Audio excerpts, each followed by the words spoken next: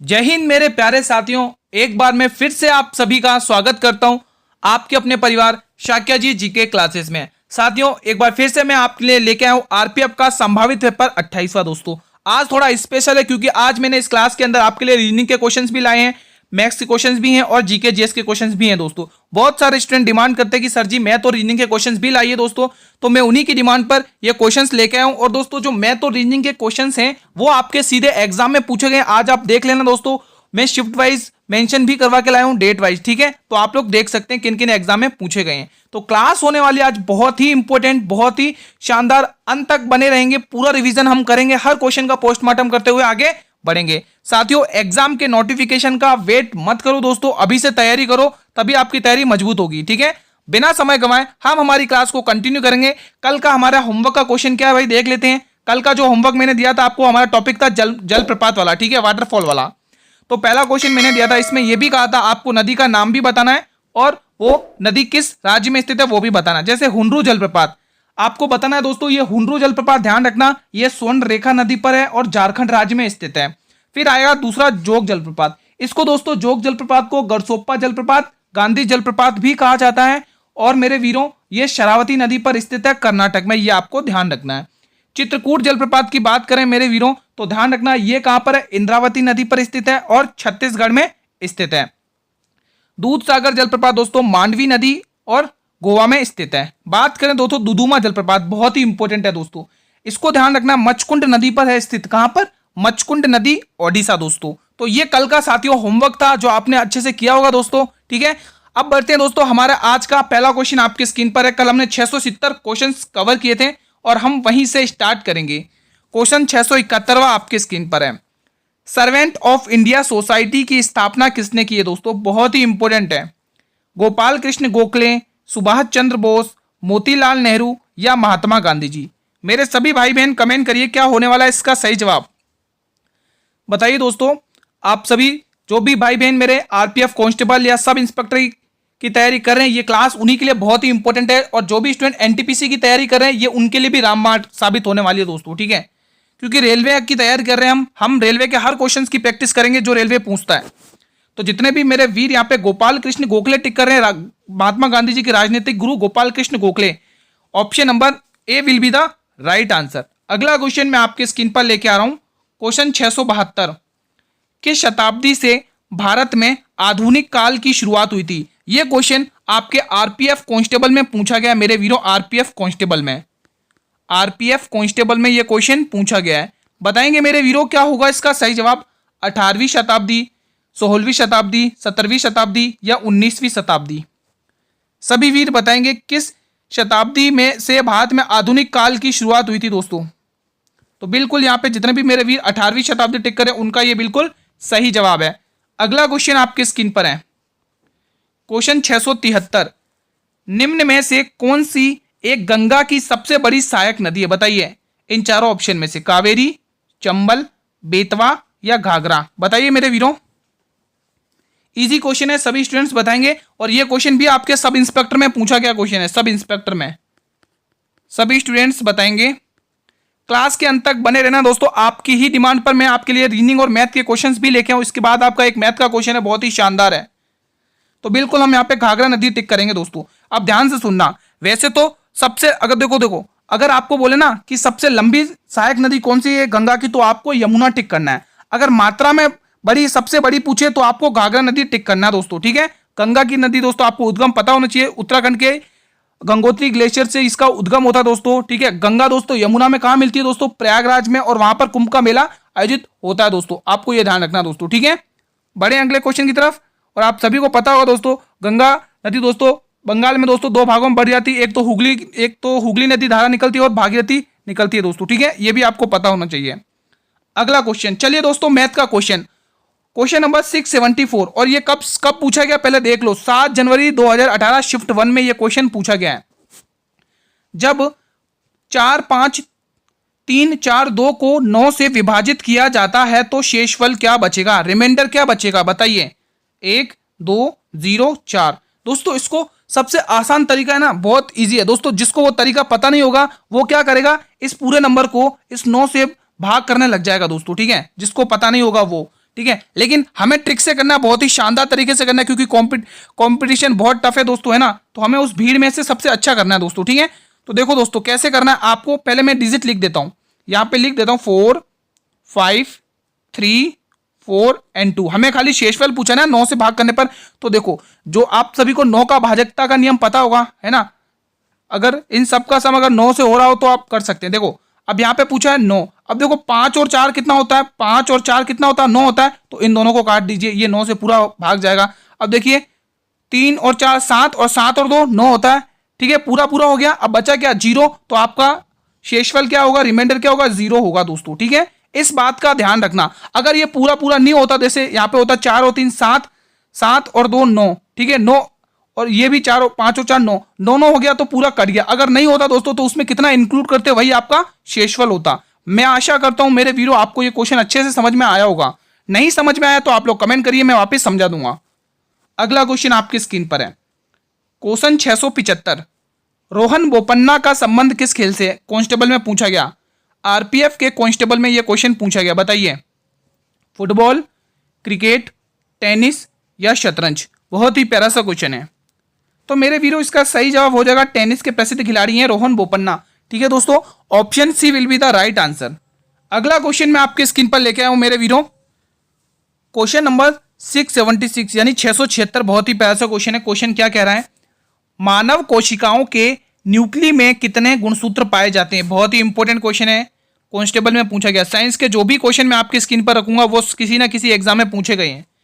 23 जोड़ी, 100 गुणसूत्र, 46 गुणसूत्र या 23 जोड़ी गुणसूत्र। तो बिल्कुल यहाँ पे 23 जोड़ी गुणसूत्र होगा इसका सही जवाब। Option D will be the right answer. चलिए एक रीजनिंग का क्वेश्चन देख लेते हैं नंबर सीरीज का। पहले आप देखने से पहले ये देख लो, 25 जनवरी 2019 शिफ्ट थर्ड में पूछा गया ये क्वेश्चन है मेरे वीरों। क्वेश्चन 677, 6 से 11, 11 से 21, 21 से 41, 81 से अगला पद क्या होगा ये आपको बताना है। सभी भाई बहन कमेंट करके बताएंगे। तब तक मैं एक बार क्वेश्चन लिख लेता हूं अच्छे से, गैप देके। आप लोग कमेंट करिए इसका जवाब, कमेंट करिए क्या नंबर होगा, सभी वीर बताएंगे। अगर देखा जाए दोस्तों तो इसको ओरल भी कर सकते हैं दोस्तों। पहले आपको मैं पूरा बेसिक बताता हूं। तो देखो यहाँ पे अगर जब हमें कुछ भी समझ में ना आया हो, है ना, कुछ भी समझ में ना आ रहा हो क्या करना, तो हमेशा आप ध्यान रखना डिफरेंस लेना पड़ेगा दोस्तों। क्या लेना पड़ेगा, डिफरेंस। जब आपको कुछ समझ में नहीं आया कि क्या करना है, कुछ समझ में ही नहीं आ रहा है ना, तो आप डिफरेंस लीजिए, काम बन जाएगा आपका, ठीक है। 6 और 11 का डिफरेंस कितना होगा, 6 5 11 प्लस 5 का डिफरेंस आ रहा है, ठीक है। 11 और 21 का डिफरेंस कितना आ रहा है गुरुजी, प्लस 10 का आ रहा है। 21 और 41 का प्लस 15 20 का आ रहा है, ठीक है। और यहाँ पे डिफरेंस देखिए प्लस 40 का आ रहा है। अब देखिए यहाँ से आपको कुछ पता चला, 5 दूनी 10, 10 दूनी 20, 20 दूनी 40, 40 दूनी 80, क्या आएगा 80। तो 80 में आपको 81 प्लस करना है मेरे वीरों। तो देख लो 8 और 8 16 और 1 ये 161, 8 और 8 80 और 80 कितना होता है 160 होता है। 160 में 1 और प्लस करेंगे तो आपको क्या मिलेगा यहाँ पर 161। क्या मिलेगा मेरे वीरों 161। किस ऑप्शन में गुरुजी, पहले ऑप्शन में A will be the right answer, ठीक है। तो आप इसको ओरल भी कर सकते थे, है ना। जब आप ओरल तब कर पाओगे जब आपकी अच्छी प्रैक्टिस होगी, ठीक है। अगला क्वेश्चन आपके स्क्रीन पर है, क्वेश्चन नंबर 678, लोकसभा को डैश के रूप में भी जाना जाता है, किस रूप में और जाना जाता है बताइए मेरे वीरों। प्रतिनिधियों का सदन, हाउस ऑफ लॉर्ड्स, जनता का सदन या आम सदन। बताइए दोस्तों, लोकसभा दोस्तों बताइए दोस्तों, इसकी स्थापना कब हुई, इसकी प्रथम बैठक कब हुई दोस्तों, स्थापना कब हुई दोस्तों, इसकी प्रथम बैठक कब हुई। ये दोनों क्वेश्चन मेरे वीरों आप लोगों के लिए, आप लोग कमेंट करिए, एग्जाम में पूछे जाएंगे ये क्वेश्चन। सभी वीर बताइए इनके आंसर क्या होंगे दोस्तों, सभी स्टूडेंट्स को बताना है। तो पहले तो हमने जो क्वेश्चन पूछा उसका हम टिक करेंगे, प्रतिनिधियों का सदन भी कहा जाता है। लोकसभा को दोस्तों प्रतिनिधियों का सदन भी कहा जाता है। यहां से option A will be the right answer. आप सभी से रिक्वेस्ट है, जो दो क्वेश्चन मैंने आपके सामने स्क्रीन पर रखे उनके जवाब आप लोगों को कमेंट बॉक्स में देने हैं। चलिए दोस्तों हम फिजिक्स से संबंधित कुछ क्वेश्चंस देख लेते हैं, प्रमुख इकाई और उनके मात्रक देख लेते हैं, है ना। बहुत ही इंपॉर्टेंट क्वेश्चन है दोस्तों, ऐसा यूनिट वाले एग्जाम में क्वेश्चन पूछे जाते हैं दोस्तों, ठीक है। तो पहला क्वेश्चन है क्वेश्चन 679, लेंस की क्षमता का मात्रक क्या है दोस्तों बताइए। बहुत ही इंपॉर्टेंट है गुरुजी, लेंस की क्षमता का मात्रक पूछे तो हम टिक करेंगे डायोप्टर। क्या टिक करेंगे मेरे वीरो, डायोप्टर कहेंगे दोस्तों, डायोप्टर। क्या कहेंगे मेरे वीरों? डायोप्टर, ध्यान रखना, डायोप्टर। ध्वनि की प्रबलता का मात्रक बताइए वीरों, तो ध्यान रखना डेसिबल। क्या होगा मेरे वीरों? डेसिबल। इंग्लिश में भी इसको ये लिखेंगे डेसिबल, इंग्लिश में भी इसे यही लिखेंगे डेसिबल, ध्यान रखना, ठीक है। ये 680 का आपका जवाब है। क्वेश्चन 681, विद्युत आवेश का मात्रक बताइए। विद्युत आवेश का मात्रक दोस्तों कूलाम, इंग्लिश में भी इसको कूलाम ही लिखेंगे, कूलाम। ये कुछ इंपॉर्टेंट है दोस्तों, आप स्क्रीनशॉट लेना चाहे तो स्क्रीनशॉट ले लें, बाकी आपको इस क्लास की पीडीएफ मेरे टेलीग्राम ग्रुप पर मिल जाएगी। क्वेश्चन 682 क्या कह रहा है? दाब की इकाई बताइए मेरे वीरों, दाब की इकाई बताइए। तो ध्यान रखना एटमॉस्फेयर, मतलब हाँ दोस्तों एटमॉस्फेयर की इकाई बतानी है दोस्तों, ठीक है, एटमॉस्फेरिक प्रेशर की, ठीक है। तो यहाँ पे लिखना बार, क्या लोगों के बार है इसकी इकाई। अगर आप स्क्रीनशॉट ले लो, स्क्रीनशॉट ले लो, बाकी पीडीएफ आपको ग्रुप पर मिल जाएगी। चलिए मैथ का एक और बहुत ही महत्वपूर्ण क्वेश्चन डिस्कस कर लेते हैं। उससे पहले हम देख लेते हैं कब पूछा गया है। 18 जनवरी 2019 शिफ्ट 2 में ये क्वेश्चन पूछा गया है, ठीक है। अगर आपको यकीन ना हो तो आप ये गूगल पर सर्च करके भी देख सकते हैं दोस्तों, ठीक है। मैं तो रीजनिंग के मैंने आपको स्टार्टिंग में ही कहा था, मैं आपको डेट वाइज कराऊंगा कि कौन सा क्वेश्चन किस एग्जाम में पूछा गया। आपको भी दोस्तों लेवल पता होना चाहिए, किस हमारे टॉपिक से किन क्वेश्चंस पूछे जाते हैं, किस लेवल के पूछे जाते हैं, उसी लेवल से आपको तैयारी करना है। मैं तो कहूं दोस्तों उससे एक कदम आगे और तैयारी करना है, ताकि कैसा भी क्वेश्चन आए हम फोड़ देवें, ठीक है। सबसे बड़ी संख्या ज्ञात करें जिसे 180 और 270 के बीच साझा किया जा सकता है। वो कौन सी संख्या है? 96, 94, 90 या 92? बताइए। अब बहुतों को तो इस क्वेश्चन में समझ ही नहीं आ रहा होगा इसमें करना क्या है दोस्तों, तो मेरे वीरों मैं बता देता हूं, ध्यान से सुनना। आपको बोला है दोस्तों सबसे बड़ी संख्या, क्या बोला है यहाँ पे? सबसे बड़ी संख्या। ये लाइन पढ़ो, इसी लाइन से पूरा मतलब क्लियर हो रहा है। आप सभी ने देखा होगा दोस्तों, एक तरफ तो देखा होगा लैसे और दूसरी तरफ आपने देखा होगा मैसे, है ना, एलसीएम और मैसे, लैसे और मैसे, यानी कि एलसीएम और एचसीएफ, ठीक है। मैसे क्या होता है दोस्तों? वो बड़ी से बड़ी संख्या, और लैसे क्या होता है? वो छोटी से छोटी संख्या। आपको क्वेश्चन में क्या पूछा है कि बड़ी से बड़ी संख्या, यानी कि एक बात तो क्लियर होगी गुरुजी, हमें इसमें मैसे निकालना है, मैसे। तो मैसे दोस्तों कैसे निकालेंगे दोस्तों? ध्यान से सुनना।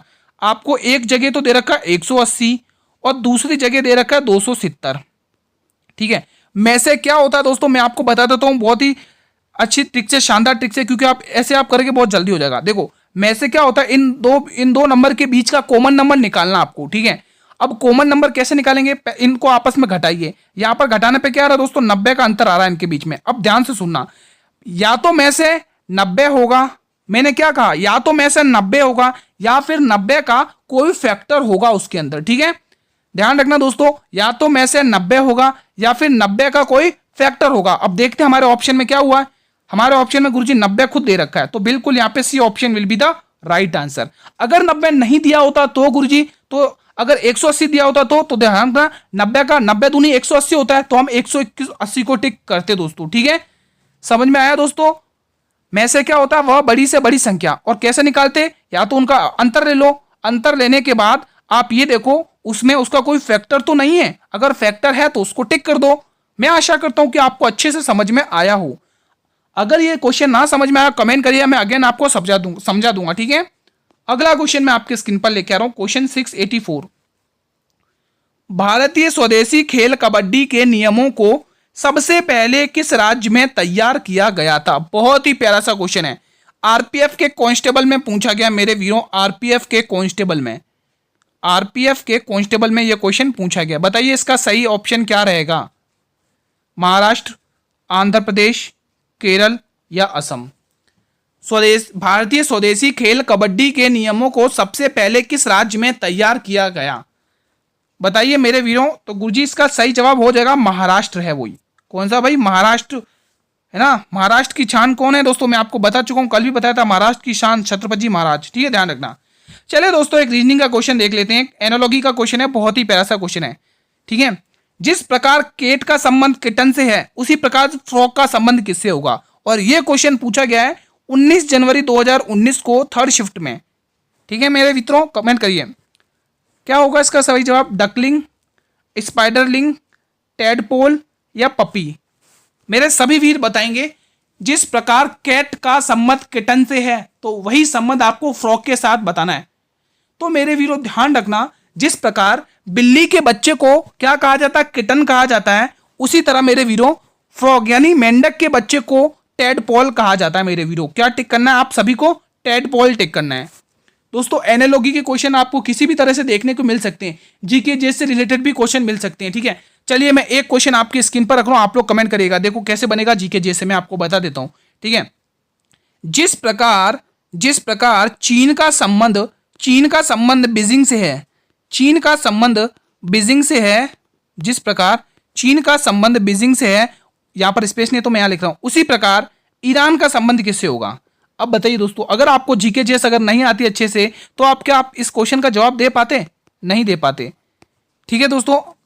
तो मैंने आपको बता दिया दोस्तों, जीके जेस से भी एनालॉजी के क्वेश्चन अच्छे खासे बन जाते हैं, ठीक है। अगर आपको इसका जवाब आता हो तो बताइए। मैं थोड़ा हिंट दे देता हूं, ये दोस्तों चीन की कैपिटल है, ये चीन की कैपिटल क्या है? बीजिंग। तो आपको ईरान की कैपिटल बतानी होगी दोस्तों, ठीक है।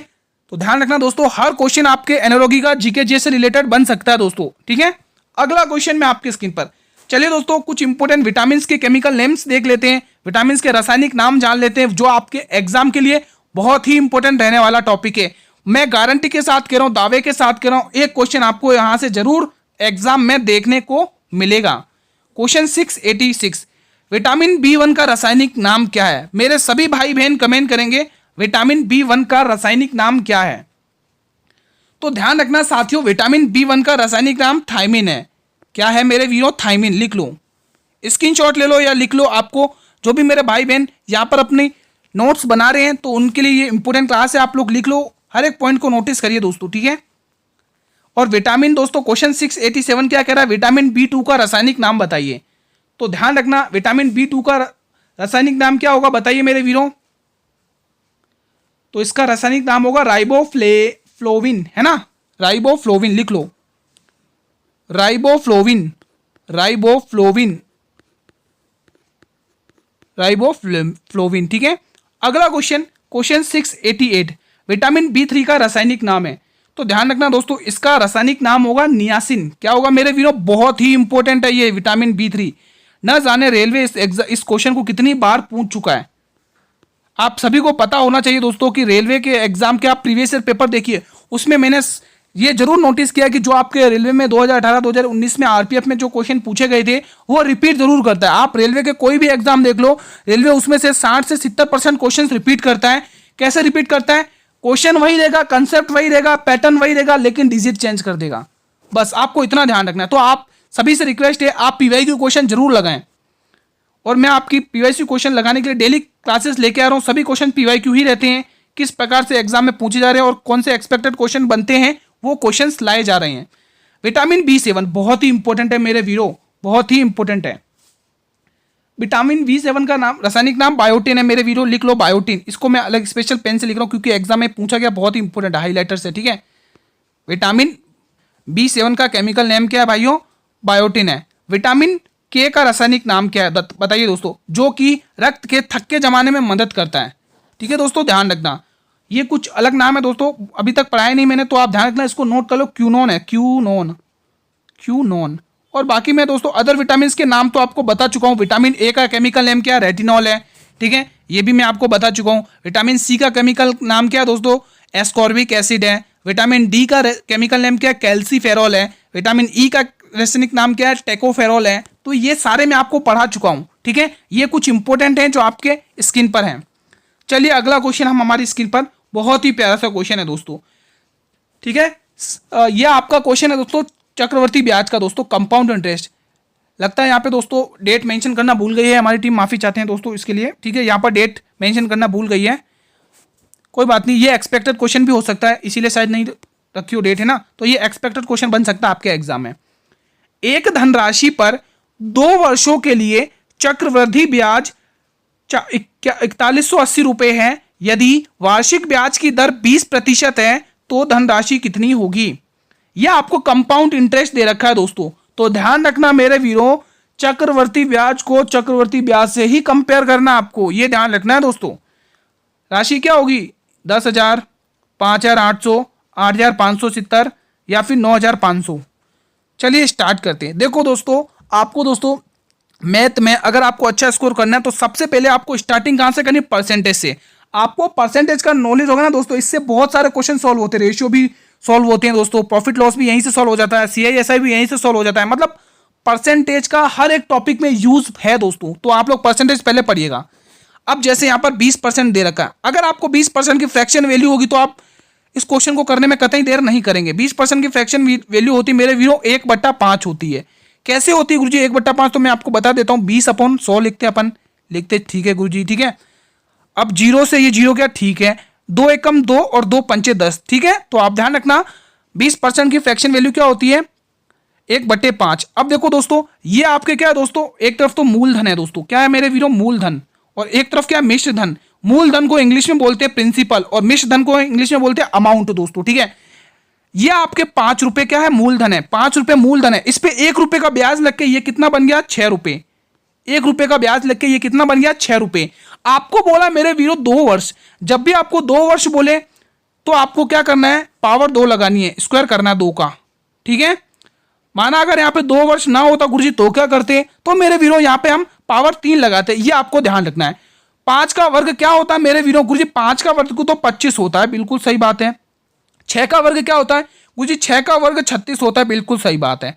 अभी मैंने स्टार्टिंग में कहा था कि ये जो दे रखी है 4180 रुपए, ये क्या है मेरे वीरों, ये मैंने अभी आपको स्टार्टिंग में बताया था गुरुजी, ये कंपाउंड इंटरेस्ट है, यानी कि चक्रवर्ती ब्याज है।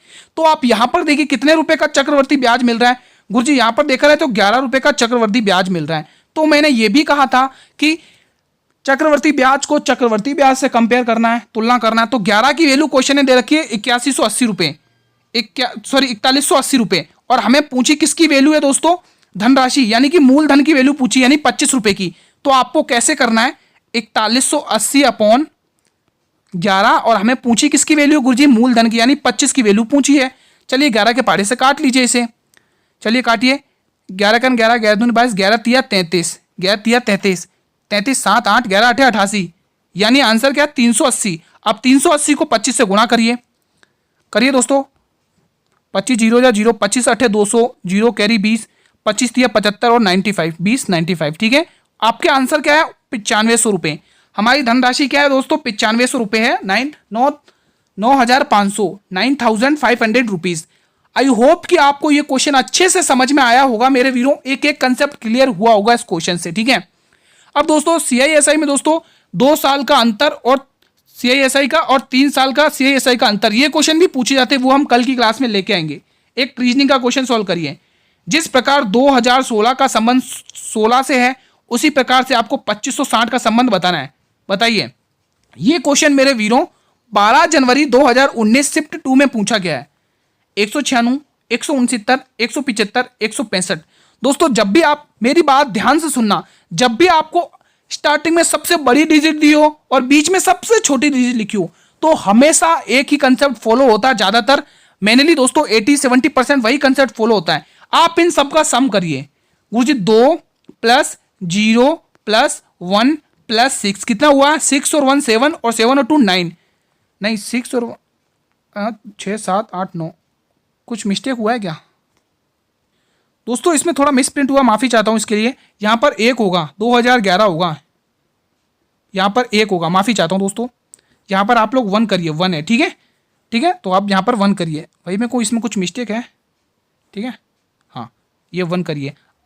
जब भी ऐसा क्वेश्चन आता है तो मैनली आपको यही कंसेप्ट फॉलो करना है, 2 और 1 3 और 1 4, यानी 4 हुआ। अब यहाँ पे 16 दे रखा, कैसे बनेगा, 4 का वर्ग करिए, 4 का वर्ग करने पर आपको 16 मिलेगा। बिल्कुल सही है गुरुजी, सही है ना। चलिए उसी तरह से आपको किसका पूछा है, 2560 का। लिखिए यहाँ पे एक एक डिजिट को प्लस करिए, 2 + 5 + 6 + 0 कितना हुआ, 6 5 11 2 13, 13 हुआ। अब 13 का वर्ग करिए। दोस्तों देखो वर्ग तो आपको, और वर्गमूल यानी स्क्वायर और क्यूब रूट तो आपको अच्छे से आने चाहिए। 169 होता 13 का, 14 का 196, 15 का 225, ठीक है। तो ध्यान रखना इसका आंसर हमें दिया हुआ क्वेश्चन ऑप्शन बी सही जाएगा, ठीक है दोस्तों। माफी चाहता हूँ यहाँ पर थोड़ा मिसप्रिंट हुआ है, बाकी ये क्वेश्चन आपको एग्जाम में पूछा गया है। बढ़े अगले क्वेश्चन की तरफ। अगला क्वेश्चन मैं आपकी स्क्रीन पर आ रहा हूँ, बहुत ही एक शानदार कोडिंग डिकोडिंग का क्वेश्चन है। किसी कोड भाषा में ब्रेन को EUDLQ लिखा जाता है, तो उसी तरह हर्ट को क्या लिखा जाएगा। ये क्वेश्चन 1/1/2019 शिफ्ट 1 में पूछा गया क्वेश्चन है।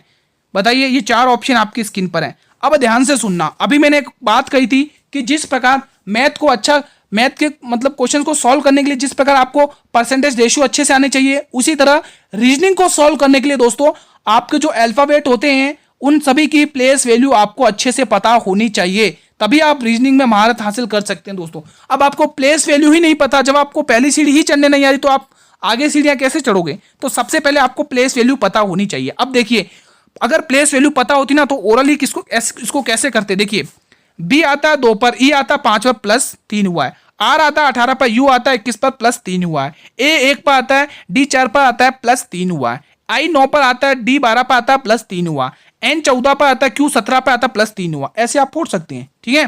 तो एच 8 पर, 8 और 3 11 पे आता है, के 2 ऑप्शन कट गए, ये भी गया ये भी गया, ठीक है। 2 ऑप्शन तो हमने यूं ही काट दिए, ऑप्शन भी तैयार करके चलना है।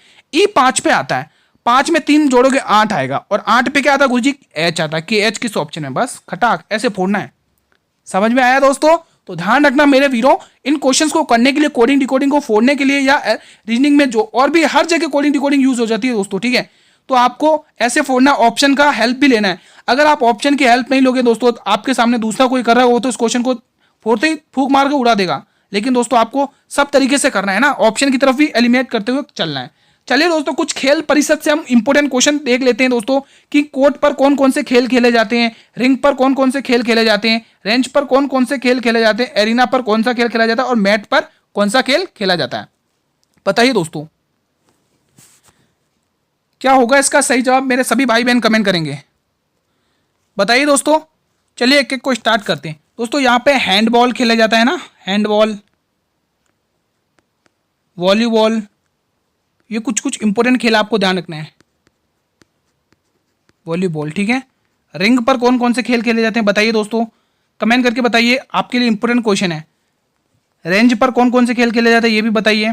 एरिना दोस्तों आप ध्यान रखना, घुड़सवारी, घुड़सवारी, और मैट पर जूडो कराटे ध्यान रखना।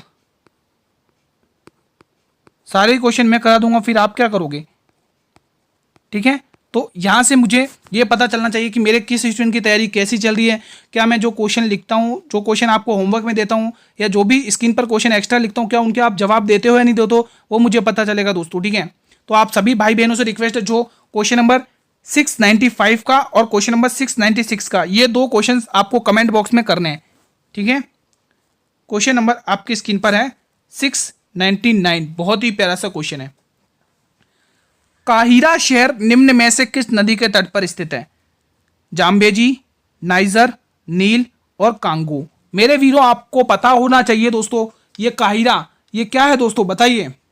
काहिरा शहर किस नदी के तट पर स्थित है? नदियों के किनारे बसे हुए शहर बहुत ही इंपॉर्टेंट, चाहे वो वर्ल्ड के हो चाहे हमारे भारत के हो, एग्जाम में छपते हैं।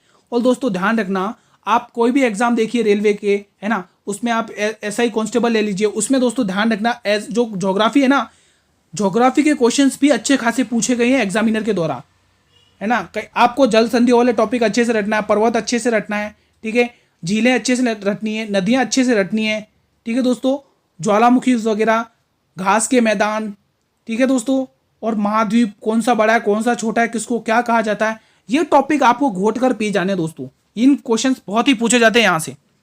तो यहाँ से आप लोग नाइजर टिक करेंगे दोस्तों, नाइजर, नाइजर दोस्तों एग्जाम की दृष्टि से बहुत ही इंपॉर्टेंट है दोस्तों, एग्जाम में क्वेश्चन पूछे जाते हैं दोस्तों।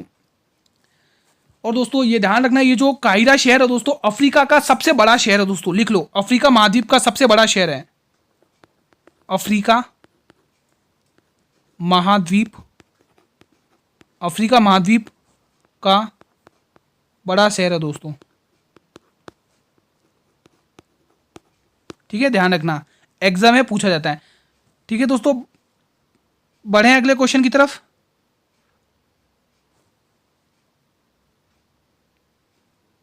अगला क्वेश्चन आपकी स्क्रीन पर है, क्वेश्चन नंबर 700 दोस्तों। आज हमारा ये 700वां क्वेश्चन है दोस्तों, ठीक है। क्वेश्चन क्या कह रहा है ध्यान से पढ़िए। भारत का राष्ट्रीय धरोहर पशु क्या? आज होमवर्क के क्वेश्चंस नहीं आए क्या? आज होमवर्क के क्वेश्चन भी इंक्लूड करना भूल गया वो, कोई बात नहीं। भारत का राष्ट्रीय धरोहर पशु कौन सा है? बाघ, शेर, हाथी या घोड़ा? मेरे सभी भाई बहन बताइए, भारत का राष्ट्रीय धरोहर पशु कौन सा है? बाघ, शेर, हाथी या घोड़ा? चलिए होमवर्क के क्वेश्चन मैं ही दे दूंगा आज। क्या होगा इसका सही जवाब?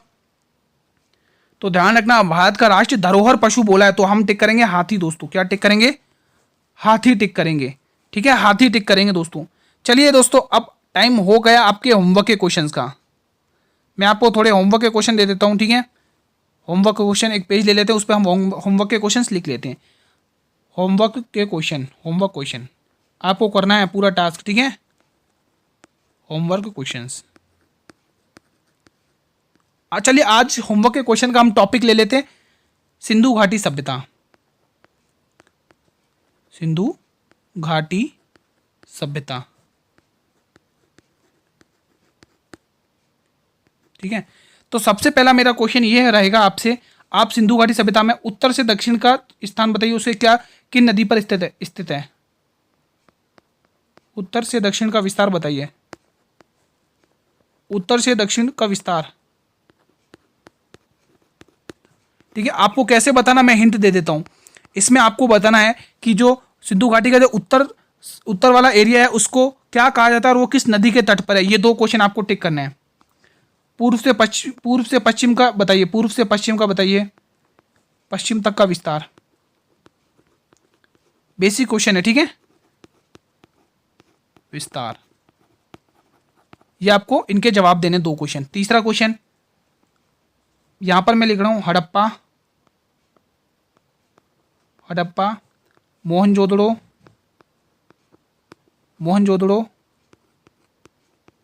हड़प्पा, मोहनजोदड़ो और चन्हुदड़ो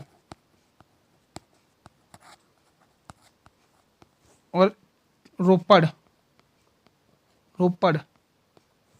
धोलावीरा, लोथल। ये जितने भी स्थल मैंने आपके लिखे हैं, लोथल, हड़प्पा सभ्यता के जितने भी ये लिखे हैं दोस्तों सभ्यताएं, इन सभी के दोस्तों आपको दोस्तों नदियों के नाम बताना है। ये किन नदियों के तट पर स्थित है दोस्तों। ठीक है, ये सब किन नदियों के तट पर स्थित है ये आपको कमेंट करना है। ये आपका होमवर्क है। ठीक है, तो मेरे वीरों आज की क्लास को हम यहीं पर वाइंड अप करते हैं। क्लास कैसी लगी मेरे वीरों कमेंट करके जरूर बताइएगा। ये कमेंट बॉक्स आप लोगों के लिए। आज का कंटेंट कैसा रहा आप लोग मुझे बताइए। अब मैं आपके लिए डेली दोस्तों, क्योंकि देखो हम रेलवे में जो जीके जीएस का पोर्शन है 50 का, वो हम उसके क्वेश्चन बहुत सारे करा चुका हूं। मैं आपको वहां की 65 क्लासेस पढ़ा चुका हूं, जीके जीएस की 45 मॉडल पेपर करवा चुका हूं और ये आज हमारा 28वां संभावित पेपर भी कवर हो गया। आज से दोस्तों हमने बदलाव किया है दोस्तों कंटेंट में, आपके लिए रीजनिंग और मैथ के क्वेश्चंस भी लाएंगे दोस्तों। ठीक है, जिन बच्चों को हर किन क्वेश्चन टॉपिक्स में दिक्कत रहती है वो आप लोग बताएंगे मुझे और मैं उन्हीं से रिलेटेड क्वेश्चंस कराऊंगा और आपको इजी तरीके से बताऊंगा, अच्छे तगड़े हैक्स बताऊंगा जो आप एग्जाम में अच्छे से कर सको। मेरे वीरों क्लास अच्छी लगी हो, कंटेंट अच्छा लगा हो तो एक लाइक कर दीजिए। एक लाइक तो बनता है मेरे वीरों, इतनी मेहनत की दोस्तों आप लोगों के लिए हो रही है दोस्तों। एक लाइक और शेयर बनता है। आप लोग इस क्लास को उन स्टूडेंट तक जरूर शेयर करिए जिन स्टूडेंट्स को की तैयारी अभी तक नहीं हुई है और वो कम समय में अच्छा स्कोर करना चाहते हैं, तो ये क्लास उन तक जरूर पहुंचाइएगा। चैनल पर भी अगर आप लोग पहली बार विजिट कर रहे हैं या मेरी क्लास को पहली बार वॉच कर रहे हैं तो मेरे वीरों चैनल को सब्सक्राइब कर लेना और बेल नोटिफिकेशन को भी प्रेस कर लेना, ताकि मैं जब भी क्लास लेके आऊँ यूट्यूब पर तो यूट्यूब सबसे पहले नोटिफिकेशन आपको ही प्रिपेयर करे। फ्री पीडीएफ के लिए आप लोग मेरे टेलीग्राम ग्रुप को ज्वाइन कर लो। इस क्लास की फ्री पीडीएफ आपको मिलेगी मेरे टेलीग्राम ग्रुप पर। टेलीग्राम ग्रुप ज्वाइन करो, लिंक वीडियो के डिस्क्रिप्शन बॉक्स में दिया हुआ है। क्लास का टाइम दोस्तों 8 PM है, ध्यान रखना। हम डेली इसी टाइम पर आएंगे और आप लोगों के लिए अच्छी तैयारी करवाएंगे, आपके रिवीजन में बहुत हेल्पफुल रहेगी। कल हम साथियों इसी टाइम पर एक नई क्लास के साथ मिलेंगे, एक नई जोश के साथ मिलूंगा दोस्तों। मैं आपके लिए एक और नई क्लास लेके आऊंगा। तब तक मेरे वीरों जय हिंद, जय भारत, वंदे मातरम, धन्यवाद।